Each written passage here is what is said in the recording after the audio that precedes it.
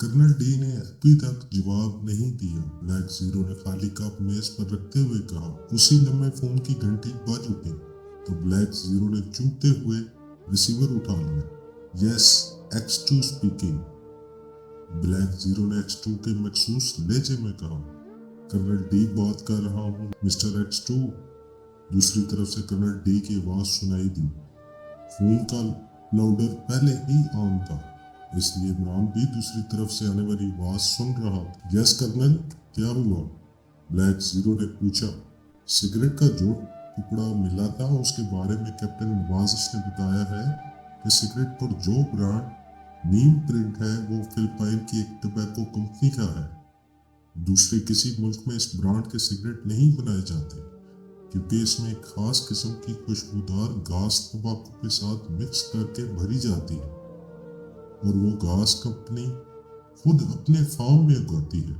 Philippine में वो brand gold leaf से ज्यादा महंगा फरोख्त होता है, और कंपनी इस सिगरेट को बरामद भी नहीं करती।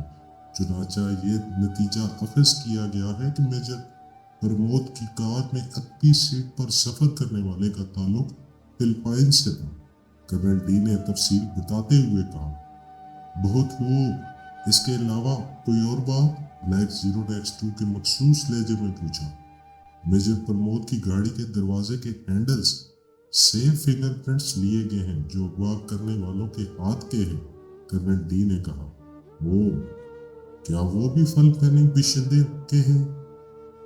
ब्लैक जीरो ने चूमते हुए पूछा। नहीं, वो दो मुख्तलिफ अफराद के, लेकिन किसी फिलिपाइनी के नहीं, क्योंकि फिलिपाइनी बाशिंदों के फिंगरप्रिंट्स दुनिया में और किसी मुल्क के बाशिंदों या नस्ल से मुख्तलिफ होते हैं, जिससे जाहिर होता है कि वो लोग किसी और मुल्क के बाशिंदे थे।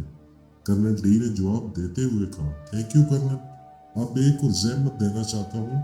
इमरान ने ब्लैक जीरो को खामोश रहने का इशारा करके X2 के लहजे में बात करते हुए कहा। जी फरमाइए। दूसरी तरफ से कर्नल डी ने मुतबाना लहजे में कहा। मेजर प्रमोद को गुज़िश्ता कुछ अरसे में किसी मिशन पर फिलिपाइन भेजा गया था? इमरान ने पूछा।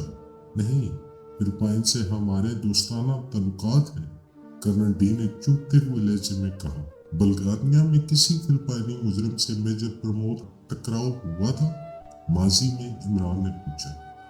हो सकता है, बहरहाल रिकॉर्ड देखना पड़ेगा, मैं आपको 1-1.5 घंटे तक बता सकूंगा, कर्नल डी ने कहा। ओके, अगर ये मालूम हो जाए तो हम ज्यादा जल्दी मेजर प्रमोद को ट्रेस कर सकते हैं। सिर्फ फिलिपाइनी सिगरेट का टुकड़ा कार में मिलने से ये समझ लेना कि सिगरेट पीने वाला फिलिपाइन से आया होगा दुरुस्त नहीं है, क्योंकि अगर किसी का कोई अजीज या दोस्त फिलिपाइन जाए तो अपने लिए या दोस्तों के लिए गिफ्ट के तौर पर सिगरेट के चंद पैकेट साथ ला सकता है, इमरान ने कहा। वाकई ये मुमकिन है, आपने बिल्कुल ठीक कहा है। बहरहाल मैं रिकॉर्ड चेक करता हूँ, कर्नल डी ने कहा। ओके, जितनी जल्दी मुमकिन हो ये बात कंफर्म करके मुझे इतला दें, मैं मुंतजर रहूंगा।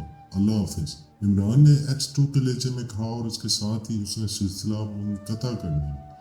बल्गारिया सीक्रेट सर्विस के डिपार्टमेंट डी की नंबर लेडी एजेंट और मेजर प्रमोद की गेतर कैप्टन तमसीलिया की कार सीक्रेट सर्विस के हेडक्वार्टर की जानब दौड़ रही थी, और तमसीलिया सोच रही थी कि हो सकता है कि मेजर प्रमोद के बारे में अब तक मजीद कोई अहम बात मालूम हो चुकी हो, इसलिए कर्नल डी से मिल लेना चाहिए। इसके जहन में मेजर प्रमोद के दोस्त इमरान की बात गूंज रही थी कि वो घर में बैठकर महज आंसू बहाने की बजाय काम की देवी बनकर बाहर निकले और मेजर प्रमोद के अगवा के बारे में ऐसे क्लू तलाश करे जिससे कम से कम ये मालूम हो जाए कि अगवा करने वाले कौन थे या उनका ताल्लुक किस मुल्क और किस तंजीम से है।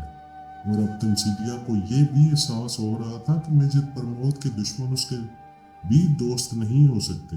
जो मेजर प्रमोद को अगवा कर सकते हैं तो मेजर प्रमोद की मुगेतर को भी नुकसान पहुंचा सकते हैं। मेजर प्रमोद को अगवा करने से पहले उन्होंने यकीनन मेजर प्रमोद की नक्लो हरकत पर नजर रखी होगी और फ्लैट की निगरानी की होगी। और मेजर प्रमोद हैवान रूमी की तरफ रवाना हुआ तो उन्होंने मेजर प्रमोद का पीछा किया हो और उसे रास्ते में रोककर असले के जोर पर शहर से बाहर ले गए होंगे। जहां उसकी कार का टायर रेस्ट करने के बाद उसे बेहोश करके अपनी गाड़ी में ले गए होंगे, और हो सकता है वो मेजर प्रमोद की दुश्मनी में उससे भी शिकार करने की कोशिश करे। ये ख्याल आते ही कैप्टन तमसीलिया ने बैक मिरर में पीछे आने वाली गाड़ियों का जायजा लिया, तो वो बेख्तियार चूक पड़ी। सुर्ख रंग की एक टोयोटा कार इससे चंद कदम पीछे आ रही थी, और वो गाड़ी को अपने फ्लैट से रवानगी के वक्त सड़क की दूसरी जानब फुटपाथ के सामने खड़े देख चुकी थी। अब तक वो 3 सड़कों पर मुड़ चुकी थी, और सुर्ख कार अब भी उसके पीछे नजर आ रही थी। ये शुबा होते ही कि उसका ताक़ुब किया जा रहा है, कैप्टन तमसीलिया के जिस्म में सनसनाहट सी दौड़ गई। तस्दीक के लिए उसने गैर महसूस अंदाज में कार की रफ्तार बढ़ाना शुरू कर दी, और चौराहे से दाएं जानब मुड़ गई। इसकी निगाहें बैक मिरर में पीछे का जायजा ले रही थी। सो कार उसकी तरफ मुड़ रही थी, और इसकी रफ्तार भी बढ़ गई, जिससे दरमियानी फासला कम होकर पहले जितना रह गया। तो कैप्टन तमसीलिया को यकीन हो गया कि उसका शक दुरुस्त है। चुनाचा इसने ताकुब करने वाले को देखने के लिए कुछ दूर आकर एक रेस्टोरेंट के सामने कार रोकी और इंजन बंद करके रेस्टोरेंट के दरवाजे की तरफ बढ़ गई। सुर्ख कार वहां से 15-20 कदम आगे जाकर रुक रही थी। कैप्टन तमसीलिया किन अखियों से इस कार की तरफ देखते हुए रेस्टोरेंट में दाखिल हुई, मगर हाल में रुकने की बजाय सीधी बढ़ती चली गई। लेकिन इसकी रफ्तार नॉर्मल ही थी, इसलिए हाल में मौजूद अफराद ने उसे सरसरी निगाहों से देखा था। हाल की दूसरी जानब राहदारी थी। वो राहदारी में पहुंची और दाएं बाएं देखने के बाद बाएं जानब मुड़ गई। इस तरफ वॉशरूम थे। इस वक्त राहदारी में कोई मौजूद न था, सिर्फ एक मर्दाना वॉशरूम का दरवाजा बंद था, जबकि बाकी दोनों खाली थे। कैप्टन तमसीलिया एक मर्दाना वॉशरूम में दाखिल हुई और दरवाजा इस तरह बंद किया कि एक जरी रह गई। फिर उसने पानी का नल खोला और इंतजार करने लगी। तकरीबन 1 मिनट बाद बैर से कदमों की आहटें बुलंद हुई, तो उसने चेहरा आगे करके झरी से बाहर झांका। एक सफेद फार्म शख्स दरवाजे के करीब से गुजरकर लेडीज वॉशरूम की तरफ बढ़ता हुआ दिखाई। उसने नीले रंग का सूट पहना हुआ था। वो 2-3 सेकंड बाद वो आदमी वापस आता दिखाई दिया, लेकिन अब उसकी चाल में तेजी थी। कैप्टन तमसीलिया वाले वॉशरूम के सामने आकर वो एक लम्हा के लिए रुका, फिर आगे बढ़ गया। चंद लम्हों बाद कैप्टन तमसीलिया ने नल बंद किया और दरवाजा खोलकर बाहर आए तो नीले सूट वाला नजर न आया।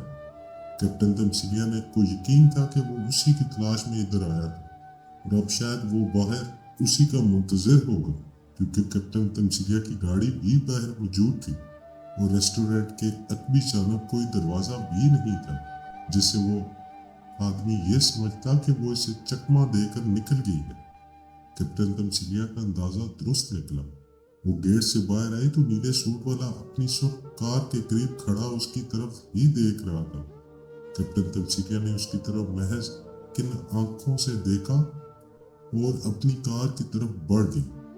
चंद लम्हों बाद उसकी कार सड़क पर दौड़ रही थी, उसको कार दोबारा उसका पीछा कर रही थी, जबकि कैप्टन तमसीलिया बैक मिरर में उसे देखते हुए नीले सूट वाले को पकड़ने का प्लान बना रही थी, जो खदुखाल से क्रेमियन लगता था। उसने अगले चौक से कार शहर से बाहर जाने वाली सड़क पर मोड़ दी। अगरचे वो अपने डिपार्टमेंट के किसी शख्स को मदद के लिए तलब कर सकती थी, लेकिन उसे अंदेशा था कि ज्यादा अफराद को देखकर सुर्ख कार वाला होशियार हो जाता और उनकी दस्तरस से निकल जाता। इसलिए कैप्टन तमसीलिया ने उसे तन्हा ही शिकार करने का फैसला किया। कुछ दूर जाकर उसने एक कॉलोनी की दूसरी गली में कार मोड़ दी, और फिर फौरन ही कार रोकर इंजन बंद करके कार से उतर आया। 10-12 कदम के फासले पर बाएं जानब एक छोटी सी गली थी। वो तेजी से दौड़ने वाले अंदाज में आगे बढ़ी और इस छोटी गली में मुड़कर रुक गई। फिर उसने जरा चेहरा आगे करके अपनी कार की तरफ देखा और फौरन ही चेहरा पीछे हटा लिया। सफेद फार्म गली में दाखिल हो रहा था और उसके एक हाथ कोट की दाहिनी जेब में था, यानी उसकी जेब में रिवॉल्वर था। सफेद फार्म उसकी कार की तरफ देखता हुआ मुताद कदमों से गली में दाखिल हो रहा था। इसलिए कैप्टन तमसीलिया ने अंदाजा लगाया कि कार खाली देखकर ही वो गली में दाखिल हुआ है और उसके अज़ाइम जरहाना नहीं है, वरना वो अब तक कोई ना कोई एक्शन ले चुका होता। कैप्टन तमसीलिया दीवार की ओट में खड़ी तवज्जो से उस आदमी के कदमों की आहटें सुन रही थी। उसने अपने पर्स से रिवॉल्वर निकालकर हाथ में पकड़ लिया था। चंद लम्हों बाद आहटें करीब आती सुनाई दी तो कैप्टन तमसीलिया ने दीवार के कोने की तरफ रिवॉल्वर तान लिया। कदमों की आहटें दीवार की दूसरी जानब आकर बंद हो गई और फिर एक लम्हे बाद दीवार की आहट से इस आदमी का निस्फ चेहरा नमूदार हुआ और इसने गली में झांकने की कोशिश की थी, लेकिन कैप्टन तमसीलिया ने फुर्ती से रिवॉल्वर की नाल उसकी पेशानी से लगा दी। खबरदार अपनी जगह से हरकत करने की कोशिश की तो खोपड़ी उड़ा दूंगी।